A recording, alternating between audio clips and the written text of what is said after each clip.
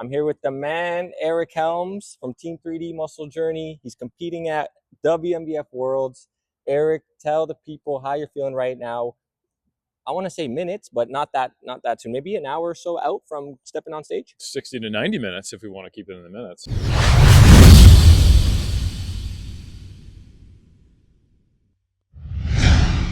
I'm feeling really good. I'm full of gratitude and been had a lot of time to reflect. So this is my true World's Pro debut, even though I did it in 2023 as my first pro show after turning pro. And I made a lot of improvements from then. I placed 7th out of 9th in the pro middleweights. We have more pros this year, so there's 10 light heavies that I'm now in, and it's an absolutely stacked class. We got Max, who's been winning every show over in he's German over in Europe.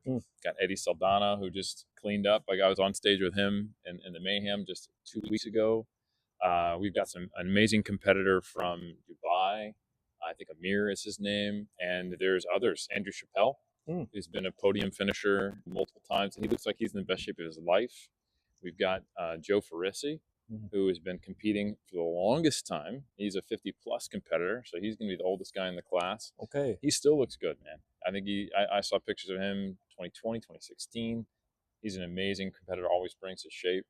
So, you know what, if I crack the top 5, you're gonna see me crying like I won a world championship on stage.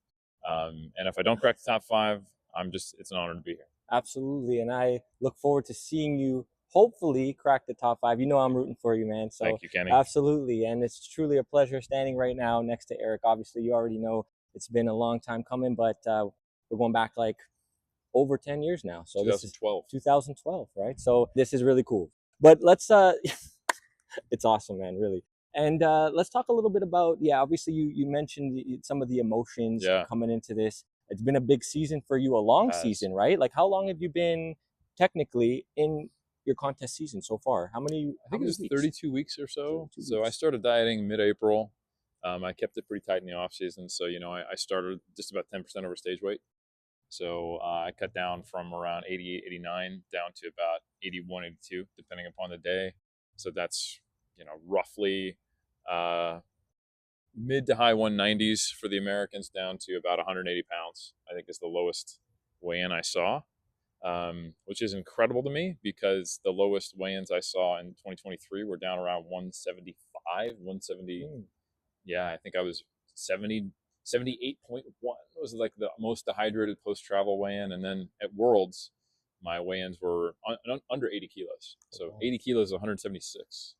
So I was right around 175 at Worlds, and now I'm 180 first thing in the morning. So I can't believe just how effective all the efforts I put in this off season have been, and the approach to prep. I think I've maintained a tremendous amount of muscle. Like I just feel like I've turned over every stone. So I feel like no matter what happens in the minutes or hour that before I get on stage, I'm going to feel very good about everything to this point. And that's what it's about, right? Like you talked about cracking top 5, but it's what top 5 represents, not necessarily the trophy or a pro card or money. It's about, well, why don't you let the people know what it's truly about? Instagram likes, also shares, engagement, and discovery across platforms. And if it gets reshared to TikTok, I'm not mad either. That's where my heart is, where my soul is. No, but in all seriousness, you know what? Like what if there were a bunch of not top tier athletes who showed up to the 3 shows I did this year?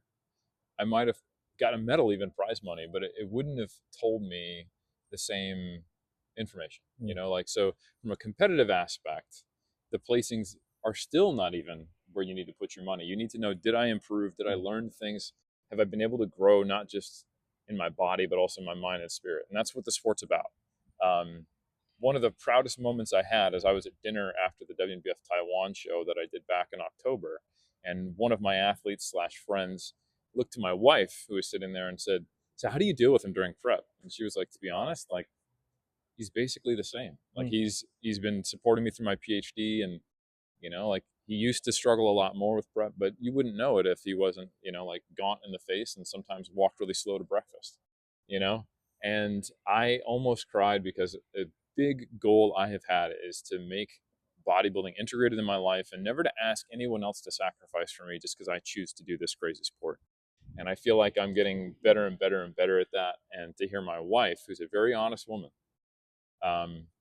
never pulls punches, even when she's talking to people she's only met for the first time, say that, it gave me a sense of gratitude and accomplishment that would be even greater than top 5. So I wouldn't trade that moment for a world championship win. That's incredible. And that sounds like what it's truly about. And more people tuning in need to let that register, because again, you made a funny joke. It's like, I'm not going to tell you how to feel, right? But let that register. That's what we're going to say right there. I mean, there's nothing wrong with having acknowledgement. There's nothing wrong with wanting to win and being competitive. I've stopped trying to fight against the fact that I'm a highly competitive person, but sure. It can't be the only thing that fuels you, or it will not last, and you're going to miss out so much. That's so, Kenny, I really appreciate the opportunity to share this. So thank you. No, thank you. And Eric, I wish you the best of luck out there. I'm going to be rooting for you, like I said. Obviously, if we have time, we'll have to catch up just briefly post-show. And I'm going to let you rest now. Get mentally prepared. Do your thing. Thank you for your time today. Thank you. And we'll just obviously snag a quick photo.